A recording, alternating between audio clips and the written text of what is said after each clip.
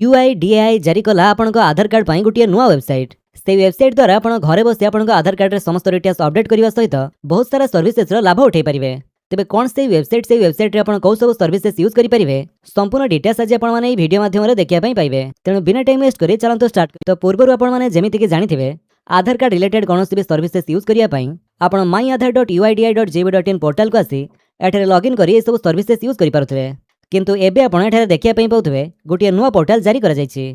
ए website को जिया पई एठारे आपण एक्सप्रेस नाउ पर क्लिक करी आपण से वेबसाइट को जाई परिबे। तो जो वेबसाइट होछि myaadharbeta.uidi.gov.in ए नुआ वेबसाइट रो लिंक आपण गोटे डिस्क्रिप्शन दे देछि। आपण सेठु चाहे डायरेक्ट ए वेबसाइट को आसी परिबे। तो ए नुआ वेबसाइट रो इंटरफेस आपण को एमिति किछि शो करूथिबा।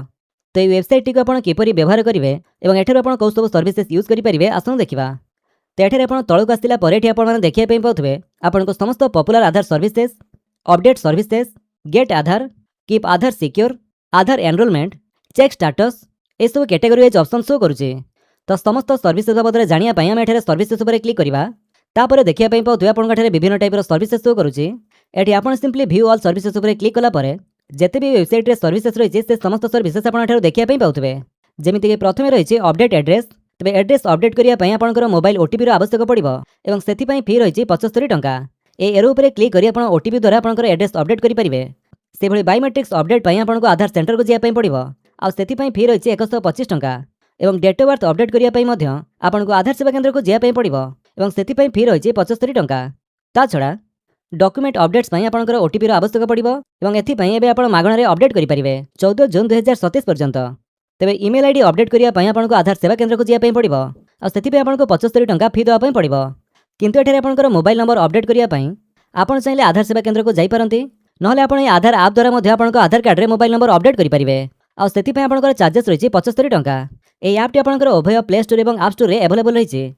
तो ऐप द्वारा आपनकर मोबाइल नंबर किपरि अपडेट करि परिबे से टॉपिक रे वीडियो हम चैनल पूर्व अपलोड हो सारिछि। आपण चाहिले आई बटन ऊपर क्लिक करि देखि पारंती।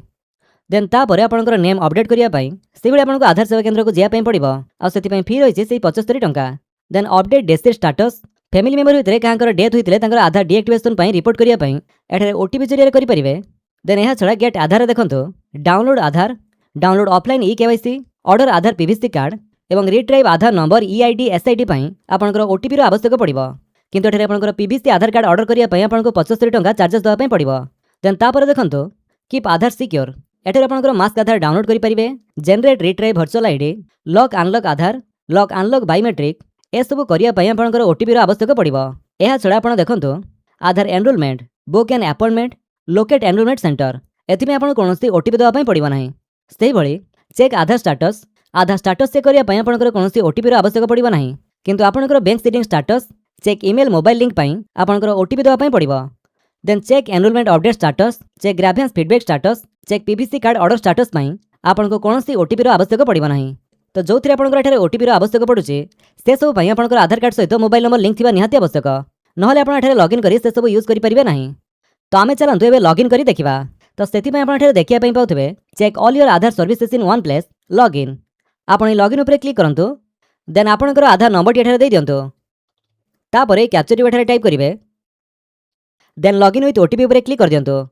तापरे आपनकर आधार कार्ड सहित लिंक थिबा मोबाइल नंबर को गोटे ओटीपी जीवो जो ओटीपी रो वैलिडिटी 10 मिनिट रहिছে। 10 मिनिट भितर आपनकर से ओटीपी टी दवा पई पड़िबो। ओटीपी दे सला परे आपण सिंपली लॉगिन ऊपर क्लिक कर दियंतु। तापरे आपण आधार कार्ड रो नुआ वेबसाइट रे लॉगिन हे जिवे आ आपनकर डैशबोर्ड टी किछि एमिति शो करथिबो। एठारे आपण click to reveal your Aadhaar card ऊपर क्लिक करी आपनकर आधार कार्ड रो डिटेल्स चेक करि परिबे। तो जदि आपनकर ए आधार कार्ड डिटेल्स देखिया पई चाहउचंती ताले एठारे आपण शो डिटेल्स ऊपर क्लिक कला परे आपनकर डिटेल्स रे शो करबो। से भली आपनकर मोबाइल नंबर देखिया पई इतरे क्लिक करिवे, करंट एड्रेस देखिया पई इतरे क्लिक करिवे आ जदि आपनकर बायोमेट्रिक स्टेटस चेक करिया पई चाहउचंती ताले इतरे क्लिक कला परे एठारे आपनकर बायोमेट्रिक लॉक एवं अनलॉक करि परिवे आ तार स्टेटस मध्ये आपण देखि परिवे। ता छडा एठारे आपनकर पेमेंट हिस्ट्री चेक करि परिवे, ऑथेंटिकेशन हिस्ट्री मध्ये देखि परिवे। एठारे आपनकर को टाइप रो ऑथेंटिकेशन हिस्ट्री चेक करिया पई चाहउचंती ता सिलेक्ट करिवे, डेट सिलेक्ट करिवे, को डेट रो को डेट भीतर देखिया पई चाहउचंती एवं फेच ऑथेंटिकेशन हिस्ट्री ऊपर क्लिक कला परे आपनकर से हिस्ट्री डेट शो करिवो। अपडेट हिस्ट्री मध्ये एठारे दिया जायछि। आपनकर आधार कार्ड रे जो डेट रे जहा भी अपडेट करिथिबे से सब आपण एठारे देखिया पई पाउथबे। को डेट रे आपनकर से आधार कार्ड टी तयारी होइतिला से डेट मध्ये तळे दिया जायथिबो। एहा व्यतीत आपण एठारे ऑनलाइन रे जहा भी अपडेट करिवे तार स्टेटस एवं ड्राफ्ट आपण एठारे चेक करि परिवे। चेक स्टेटस ऊपर क्लिक कला परे एठारे जहा भी आपनकर स्टेटस थिबो से सब आपनको शो करिवो। ଦେନ୍ ସେଇଭଳି ଆପଣଙ୍କର ବାକି ସର୍ଭିସେସ୍ ଯେତେ ବି ରହିଲା ସେସବୁ ଆପଣ ଏଠାରେ ଦେଖିବା ପାଇଁ ପାଉଥିବେ। ଏଠାରେ ଆପଣ ଡାଉନଲୋଡ୍ ଆଧାର ଉପରେ କ୍ଲିକ୍ କରି ଆପଣଙ୍କର ଆଧାର କାର୍ଡଟିକୁ ଡାଉନଲୋଡ୍ କରିପାରିବେ। ରେଗୁଲାର ଆଧାର ଆପଣ ଏମିତି ଡାଉନଲୋଡ୍ କରିବା ପାଇଁ ଚାହୁଁଛନ୍ତି କି ମାସ୍କ ଆଧାର, ତାହା ଆପଣ ସିଲେକ୍ଟ କରିବେ। ମାସ୍କ ଆଧାରରେ ଆପଣଙ୍କର ପୁରା ଆଧାର ନମ୍ବରଟି ଶୋ କରିବ ନାହିଁ, କିନ୍ତୁ ରେଗୁଲାର ଆଧାରରେ ଆପଣଙ୍କର ପୁରା ଆଧାର ନମ୍ବରଟି ଶୋ କରିବ। ତାପରେ ଏଠାରେ ଆପଣ ପ୍ରିଭ୍ୟୁ ଉପରେ ଯେମିତି କ୍ଲିକ୍ କରିବେ ଆପଣଙ୍କର ଆଧାର କାର୍ଡର ଫଟୋ ସହିତ ଆପଣଙ୍କର ଡିଟେଲ୍ସ ଏଠାରେ ଶୋ କରିବ। Name, date of birth, gender, address. ଏଠାରେ ଆପଣ ସିମ୍ପଲି ଡାଉନଲୋଡ୍ ରେଗୁଲାର ଆଧାର ଉପରେ କ୍ଲିକ୍ କରିବେ। ତାପରେ ଆପଣଙ୍କର ଆଧାର କାର୍ଡଟି ଏଠାରେ ଡାଉନଲୋଡ୍ ହେଇଯିବ। ତ ଏ ଯେଉଁ ଆଧାର କାର୍ଡର ପିଡିଏଫ୍ଟି ଆପଣ ଡାଉନଲୋଡ୍ କଲେ ତାହା ଓପନ୍ କରିବା ପାଇଁ ଆପଣଙ୍କ ଏଠାରେ ପାସୱାର୍ଡ ମାଗିବ। সেই ପାସୱାର୍ଡଟି ଆପଣଙ୍କର କ'ଣ ଏଠାରେ ଏକ୍ସାମ୍ପଲ୍ ଦେଖନ୍ତୁ ଦିଆଯାଇଛି। First 4 letters of your name plus year of birth, ମାନେ ଆପଣଙ୍କ ନାମର ପ୍ରଥମ 4ଟି ଲେଟର ଆପଣ କ୍ୟାପିଟାଲ ଲେଟର ଲେଖିବେ। ତା ସହିତ ଆପଣଙ୍କର ଡେଟ୍ ଅଫ୍ ବାର୍ଥର ଇୟର୍ ବା ଜନ୍ମ ବର୍ଷଟି ଆପଣଙ୍କର ଦେଇଦେବେ। ଦେଇସାରିଲା ପରେ ଯେମିତି ସବମିଟ୍ କରିବେ ଦେଖିବେ କି ଆପଣଙ୍କର ଆଧାର କାର୍ଡଟି ଆପଣଙ୍କୁ ଶୋ କରିବ, ଆଧାର କାର୍ଡର ଫ୍ରଣ୍ଟ ଏବଂ ବ୍ୟାକ୍ ପେଜ୍। ତ ଏଭଳି ପ୍ରୋସେସରେ ଆପଣଙ୍କର ନୂଆ ୱେବସାଇଟ୍ରୁ ଆଧାର କାର୍ଡଟି ଡାଉନଲୋଡ୍ କରିପାରିବେ।